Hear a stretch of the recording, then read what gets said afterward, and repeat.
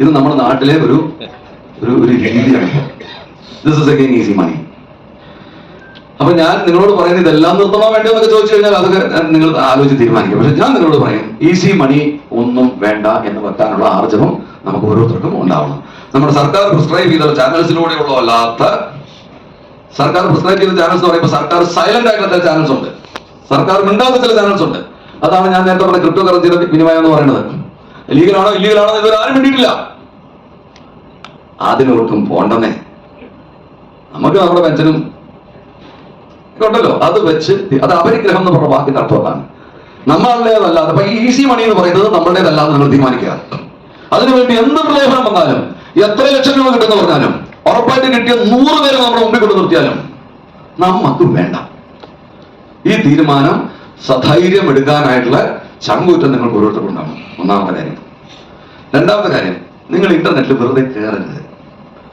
നിങ്ങളോടും പറയണം, നിങ്ങളുടെ മക്കളോടും പറയണം, internet is A very very good tool. നമുക്ക് ഈ ലോകത്ത് വളരെയധികം ഉപകാരമുള്ള സാധനമാണ് ഇന്റർനെറ്റ് എന്ന് പറയുന്നത്.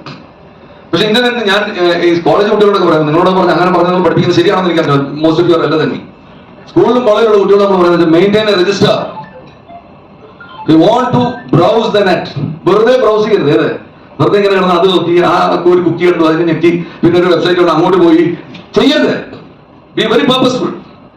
നിങ്ങൾക്കൊരു PPT ഉണ്ടാക്കണം, അതിന് പോയി PPT ഉണ്ടാക്കി പുറത്തിറങ്ങി. ഒരു ബാന മേടിക്കണം, നിങ്ങൾ ആമസോണിൽ പോയി ബാന മേടിച്ച് തിരിച്ചിറങ്ങി. ആമസോണിൽ പോയി ബാന മേടിക്കുമ്പോൾ അവർ പറയും നല്ലതാ, തടി കുറയ്ക്കാനുള്ള 4 സാധനങ്ങൾ നമുക്ക് വേണം, നമ്മൾ നല്ലോണം അധ്വാനിച്ച് തടി കുറച്ചാൽ മതി, കുറച്ച് ഭക്ഷണം കുറച്ച് കഴിക്കേ. എന്തൊക്കെ സാധനമാണ് ഡീടോക്സിഫൈയിങ് യുവർ ലിവർ. ഇതൊന്നും ടെസ്റ്റഡ് അല്ല.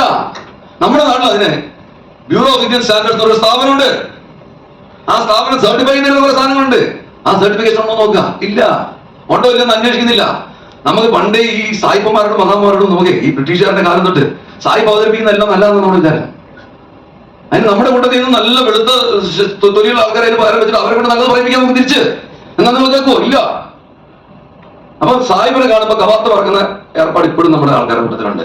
ഒരുപാട് പരസ്യങ്ങൾ ഓൺലൈൻ കാണുന്നത് മുഴുവൻ it is promoted by foreigners. ഈ ഫോറിനേഴ്സിന്റെ വേറെ കുഴപ്പമെന്ന് പറഞ്ഞാൽ നമ്മൾ അവരുടെ നാട്ടിൽ ചെന്ന് നോക്കിയാൽ അറിയാം നമ്മുടെ ജീവിതമാണ് എത്രയോ മെച്ചം. ഞാൻ ജർമ്മനിയിലൊക്കെ യാത്ര ചെയ്യുമ്പോൾ ഞാൻ കണ്ടിട്ടുണ്ട് ഇറക്കുന്നവരെ ഒരു സിഗരറ്റ് തരുമെന്നൊക്കെ വന്ന് ചോദിക്കുന്നത്.